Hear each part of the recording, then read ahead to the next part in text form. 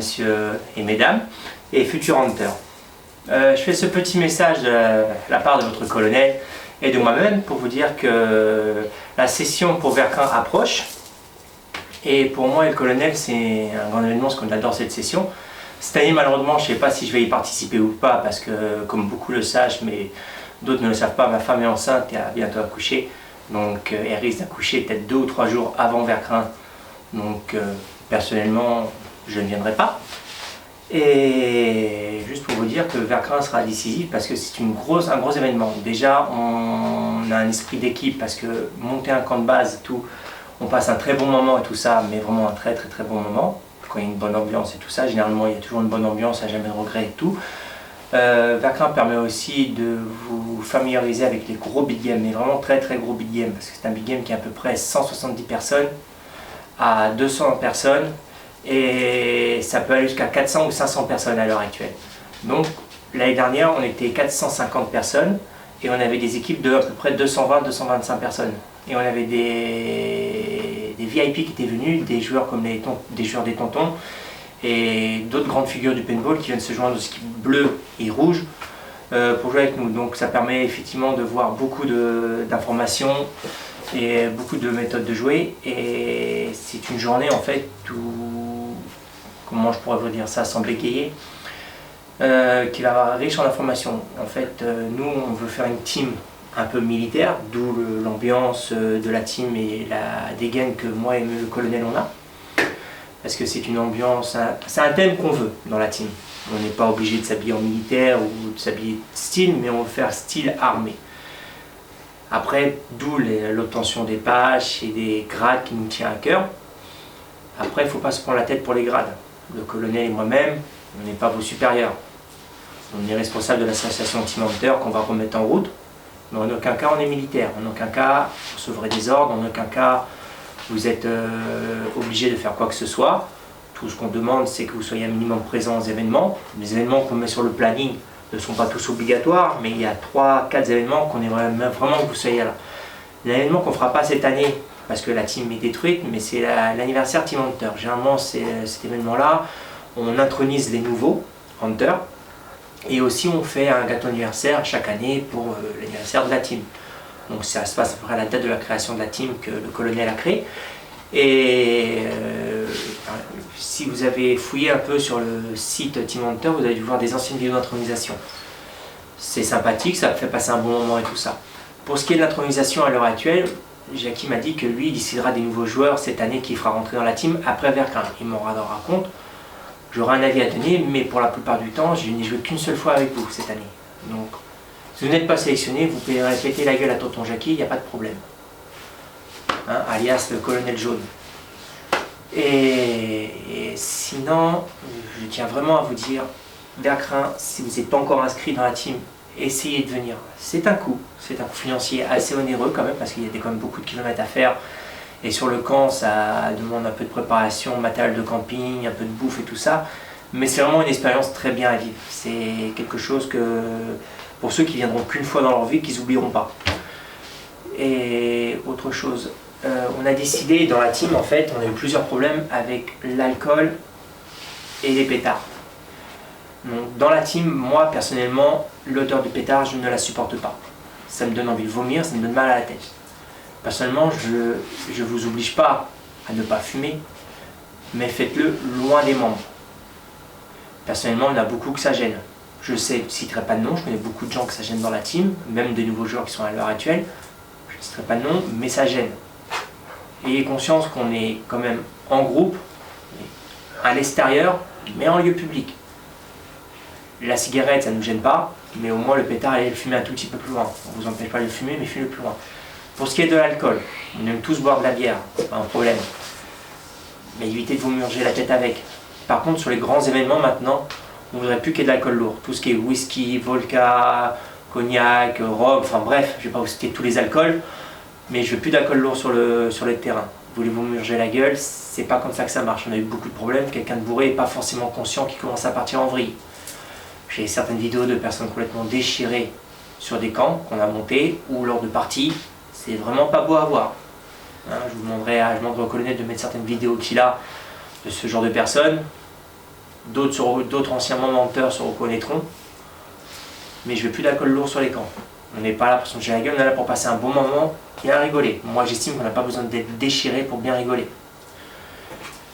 Donc voilà, après pour tout ce qui est matériel, pour ceux qui voudront rentrer définitivement dans la team suite à Vercrin, j'avais oublié le mot, désolé. On ne vous oblige pas à acheter le même que le nôtre. Moi Jackie, ça fait des années qu'on en fait, on a investi des années dans le matériel. Ça coûte très cher, c'est très onéreux. Donc n'hésitez pas à vous tourner vers l'occasion. Après, pour tout ce qui est gilet tactique, c'est bien d'en avoir un. Déjà, ça protège des billes qu'on peut recevoir au thorax, parce que je ne sais pas si un d'entre vous a déjà reçu une bille au thorax sans protection. Le palpitant, vous allez le sentir palpiter, je vous croyez-moi. Et bref, même ailleurs. Et l'avantage du gilet tactique, c'est qu'on peut accrocher des accessoires dessus et des pochettes. Croyez-moi, c'est vachement utile. Et on fait nous un style de jeu wood, forêt, donc c'est doublement utile. Pour ce qui est du masque, aucun masque est réglementaire. Après sachez que vous jouez en forêt, donc votre masque, moins il sera vaillant, plus vous serez discret. Pareil pour la tenue, donc le mieux c'est le camouflage, pas obligé de choisir le woodland ou le camo multicam et tout ça, vous choisissez le camo que vous voulez. Par contre si vous utilisez un camo désert en forêt, vous serez désavantagé. Essayez d'utiliser quand même un camouflage assez de couleur boisée. Et pour ce qui est des tenues, comme je vous ai dit, vous choisissez ce que vous voulez. Vous pouvez vous tourner chez Shein ou même AliExpress ou même Vinted. Ils ont des très bonnes tenues pour pas cher. On fait de la forêt, on ne va pas non plus faire un défilé de mode. Sachant que les tenues, on risque de les abîmer, on risque de les salir. Voilà, ne mettez pas tout votre argent dessus. Par exemple, ce genre de veste comme moi on a Jackie, c'est des vestes type sniper. C'est des vestes qui sont très chères. C'est des vestes style 80 €, 90 €. Voilà, donc à l'heure actuelle avec l'inflation, j'en ai même vu qui sont montés à 100, 150 €. Donc vous embêtez pas là-dessus. Vous pouvez trouver dans les surplus militaires des vestes de militaires français type F1 qui sont très bien. Après, tout ce qui est scratch pour accrocher les patronymes et les badges, ça secoue. Tout secoue, tout se colle. Maintenant, de nos jours, on a tout ce qu'il faut en magasin. Maintenant, on est comme aux États-Unis, on peut tout acheter dès qu'on a de l'argent. Maintenant, c'est à vous de voir. Après, vous pouvez jouer en jean, chaussettes, baskets, ça ne vous gêne pas. Vous serez quand même, comment dire, pas accepté dans l'équipe parce que vous êtes toujours fait partie de l'équipe, c'est pas le problème. Mais vous serez désavantagé lors de certaines parties de terrain, des parties qui se passent genre comme à Go Park, quand on est dans les cabanes ou au niveau des palots de paille. Qu'on ait un camouflage ou pas, ça change rien.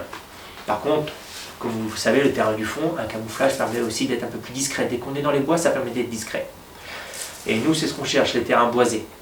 Déjà pour jouer au frais, parce qu'aujourd'hui, il fait très chaud. Donc jouer en plein cagnard, croyez-moi, c'est pas agréable. Donc un bois, c'est beaucoup plus agréable. Autre chose, quand la team sera remise en association, ce qui n'est pas pour tout de suite. Donc pour l'instant, on acceptera les membres et tout ça, vous n'aurez rien à payer tout ça, mais le principe de la Team Hunter, à la base, c'est une association. Comme je vous ai expliqué, pour certains, quand on s'est croisés, le Covid nous a fait très mal. Et les naissances d'enfants, on fait pas mal, parce que tout le monde a des enfants, on fait abandonner plusieurs joueurs. Je le comprends entièrement, même moi qui ai un enfant déjà, plus qu'il va en avoir un deuxième, c'est très difficile de joindre vie personnelle et vie professionnelle. Donc n'hésitez pas, si vous avez des enfants, à arrêter. Vous ne vous sentez pas obligé de faire du paintball tout le temps. Par contre, c'est très onéreux. Et la team, elle, est une association. Donc il y aura des frais tous les mois ou annuels pour ceux qui veulent payer en une fois. Après, vous inquiétez pas, hein, c'est pas un abonnement Netflix à 14 ou 24 €. Hein, ça va être sur les alentours de 5, voire 10 € maximum. Ça dépendra des besoins de la team qui seront calculés. On fera un bilan financier chaque année. Et selon les besoins de la team, en rachat de patch ou en rachat de matériel, si ça manque, ou de goodies, il y aura forcément un coût plus élevé des années à l'autre. Après, ça reste une association. Quand vous êtes dedans, c'est un caractère associatif. Donc Jackie pourra faire des factures. Ces 14-20 €, c'est rien, mais vous pourrez les déduire de vos impôts. C'est bête comme tout, mais c'est toujours intéressant à savoir. Pareil, quand vous donnez votre temps à une association, caricatif, vous pouvez vous déduire vos frais d'essence, vos frais de nourriture. Malheureusement, la Team Hunter ne sera pas une association caricative. Ce sera une association de joueurs, de team paintball, donc il n'y aura pas de ça. Donc on verra. Et on va aussi peut-être récupérer un ancien terrain qu'on connaît bien. La chose n'est pas faite. Mais quand on aura récupéré ce terrain-là, ce qui n'est pas sûr, on vous en parlera, on vous refera des vidéos à ce moment-là, il faudra l'entretenir. Et ce sera le terrain résident de la team. On pourra aller jouer ailleurs, mais ce sera le terrain principal de la team. Donc il faudra l'entretenir, et l'entretenir ça prend du temps malheureusement. Et on aura besoin de votre soutien. Donc sur ce, pour l'instant je vous laisse, et je vous ferai d'autres vidéos plus tard pour vous expliquer. Par contre, excusez ma présence, c'est la première fois que je parle face à une caméra. Donc j'espère que je n'ai pas été trop nul. Et je vous souhaite bon courage et bonne journée pour ceux qui regardent cette vidéo aujourd'hui. Et à bientôt pour ceux que je reverrai sur les terrains. Au revoir. Ah, et une dernière chose, vous ne prenez pas la tête. Bisous.